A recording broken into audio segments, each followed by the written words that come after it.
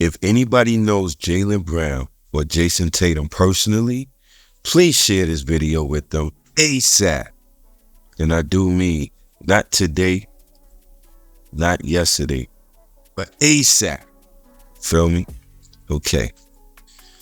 I can't imagine being a world champion and a finals MVP and being disrespected on the world basketball stage, fam. Say what you want, dress it up and make it sound pretty. The reality is Jaylen Brown and Jason Tatum were played like cheap toilet paper at a rest stop. Good enough to wipe your ass, but not your face. Period. You have all these coaches, analysts, basketball experts putting a lot of dressing on the salad, fam. Nah, bruh. In your face hoops, we're gonna keep it a buck. No feelings spared, and we're gonna call it like it is. Although you cannot debate the results, Team USA did their thing. They won the gold. But we should have won gold regardless. I don't want to hear it. And it was too close for comfort. But the way they went about it, the disrespect shown to Jaylen Brown and Jason Tatum is unreal. You feel me? Yo, if this slap in the face doesn't ignite these boys, then I might have to start watching the girls play. Fam. Facts. Alright. You can check the rundown on your screen. It'll help you follow along. While you're at it, do me a favor, hit the like button. Your little finger really helps the channel out. Appreciate you. Alright, let's get started. The Boston Celtics organization is very smart. It's a very smart, well-run group. I'll be honest. I didn't appreciate the fiasco with Ime Udoka, but hey, nobody is perfect, are they? Exactly. However, they realized early the value of 3-and-D wings, and they drafted, developed, and stuck with two very special players in Tatum and Brown. That's facts. See, even when everyone was screaming to break them up, the Celtics stood firm, and now it's starting to pay off. When these two dudes came on my radar, if NBA players were stocked, I would have bought all the shares possible, and I'm gonna tell you why. One off season a few years ago, I happened to be scrolling on YouTube and I saw a video of Jason Tatum working out with Kobe. And I said, okay, a Boston Celtic working out with a Laker, but still, he was trying to tap in. Got it. But then I saw a video of Jaylen Brown working out with none other than Tracy McGrady. And then I said, okay, we got something here. See, when you see young players working out with vets, especially on that level, picking their brains, taking time to learn, you got something special in those players. You can't teach that. Cannot teach that. All right? Now, you know what the Black Mamba was all about, right? Say less. And T-Mac? T-Mac? Are you shitting me? Put it like this. Kobe co-signed Tracy McGrady, right? Remember, he said he could do everything I can do, except he's taller. Kobe was in awe of T-Mac's talent, and Kobe wasn't easily impressed by anybody. You feel me? So if you don't know about T-Mac, fam, you better go ask somebody. Listen, I played with T-Mac on 2K as my point guard and won 6 gyms. Hey, T-Mac is nothing to joke about, gang. Period. Right? And to see Tatum and Brown putting in work with those guys, well, that's when I started paying close attention. I said, let me see how this is going to pan out. But here's the thing I found to be interesting as well. Jason Tatum's game is more like T-Mac, and Jaylen Brown's game is more like Kobe, in my opinion. See, T-Mac, he'll put you in a spin cycle and dunk on your neck, and it looks so easy for him. It's like dude wouldn't even break a sweat. Tatum has that same kind of swag, right? Especially since he grew 2 inches since coming to the league. So now homeboy is like 6'10". Stop playing, right? T-Mac was 6'9", right? Kobe Bryant was a vicious attacker of the rim any way you want. Jaylen Brown attacks the rim with that same kind of veracity and anger, and it seems personal. Now, as I watched these two develop from afar, all I saw was a modernized version of Mike and Scott. Now calm the hell down, y'all. I said version, replica, something like, not quite Mike and Scott, but something comparable. Right?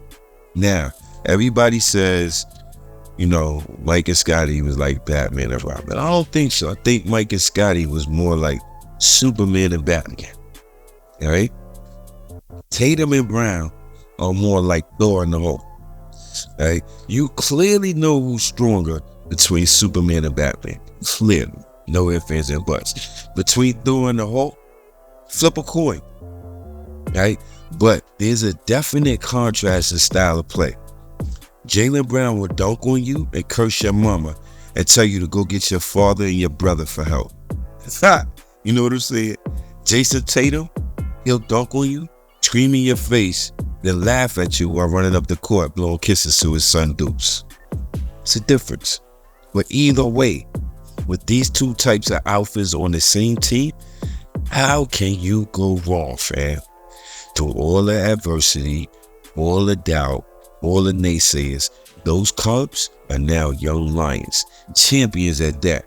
And now, depending on where you sit, Team USA, y'all made a costly mistake, right? And this mistake, it might have been the best thing to happen for Boston and bad for the rest of the league.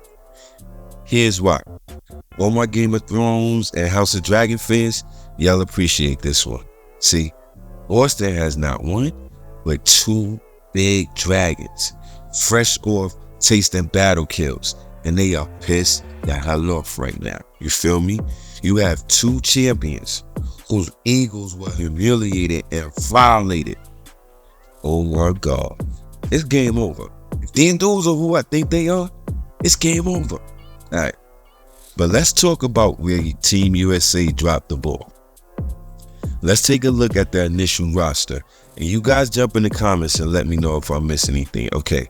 The guards were Steph Curry, Tyrese Haliburton, Devin Booker, Anthony Edwards, Jrue Holiday, Derek White. Derek White replaced Kawhi Leonard. The forwards were LeBron James, Kevin Durant, Jason Tatum, Kawhi Leonard, who was replaced by Derek White. The centers were Joel Embiid, Bam Adebayo, and Anthony Davis. The only true center really of that bunch is really Joel Embiid. Bam and Anthony Davis are like power forwards in my eyes. And that's a hell of a roster. Make no mistake about it. Okay? But bruh, that could see the holes in this roster. Stop playing with me. There is no reason in the history of mankind to justify Jaylen Brown not being on this roster. Period. Now, before I even get to the egregious substitute for Kawhi, just look at the guards alone. Jaylen Brown is predominantly a legit shooting guard at 6'7". He's bigger and more athletic than Jrue, Tyrese, Derek White, Steph, and Devin Booker. He's bigger than Ant-Man, but not as athletic. Granted. Now, Steph, it's not even a conversation where he brings to the table. So I need to leave him out of it. But all the others, give me a fucking break, fam. How? Please explain to me how. Defensively, Jaylen Brown, check. Clutch, check. Tenacity, check. Nah, gang. You can't logically convince me this wasn't a snub.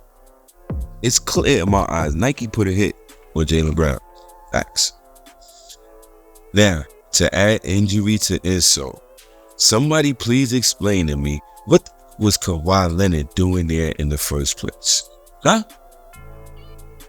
Listen, these dudes sat at the podium with a straight face and tried to justify Kawhi Leonard being chosen. Man, I would rely on my father who uses a walker to give us more on the court than this dude. Are you serious? He shouldn't have been there in the first place, man. Get the fuck out of here.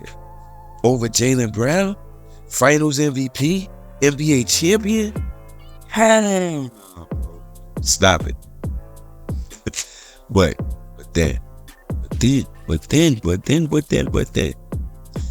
these clowns double down, which is crazy.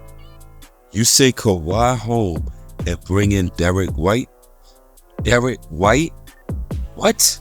Now, this is no shade to D. White, and I'm proud of D. White for where he came from to now he's an Olympic champion. Like, I'm very proud of him. Shout out to him. And I mean, the bottom line is that he just caught it straight. The fact that he was chosen, though, says a lot about his game and about how strong of a player he is. So I have no issues with Derek White. But over Jaylen Brown, his old teammate, come on, gang. This is fuckery at the highest level. Stop. All right? I don't want to hear a goddamn word about fit and chemistry. All right? Not only was this a slap in the face, but a move that could start discord on the team that just won the NBA championship. Stop and play, man. Right? But okay. It gets deeper though. It gets deeper. This is where it just goes off the rails. The unthinkable happened. Steve Kerr made one of the dumbest coaches moves known to man. He gave more playing time to Jrue Holiday and Derek White than Jason Tatum. What? What the is that, fam? What? Yo, Jason Tatum had a couple of EMPs. Did not play. How do you not play Jason Tatum at all? Even in the blowouts? Nah, this is travesty of the highest order, fam. The two top players on the championship Boston Celtics are shitted on while lesser teammates are elevated. This is assassination of the highest order. You can't be serious right now. Can't be serious. Like, this is insane. And then you got Coach K, Mike Krzyzewski. You should be embarrassed, Coach K. How you co-sign Steve Kerr's foolishness and the treatment of your former star, Jason Tatum, who played that dude? Huh? Listen, I'll be honest. I didn't even watch the video of what Coach K said because Jesus himself could try to explain it to me and I still wouldn't get it, y'all. I'm sorry. But if it's my former player, if I'm not defending him, then I'm not saying shit. I'm staying out of it. Listen, Red Hill, Steve Kerr, Moses. You know who Moses is. The biblical figure who gave us the 10 Commandments. You listen. Those three can concoct the greatest story told to mankind explaining why Jason Tatum got limited minutes and didn't play in some games. I'm not buying what they selling, fam. Sorry, miss me. Now, let me give you a valuable lesson in life, y'all. Someone could come out and say the most inspiring words about you. The most inspiring words you ever heard in life. But you know what really counts behind those words? Sean. Lights, camera, action. Actions will tell you the real deal. Jason Tatum is healthy.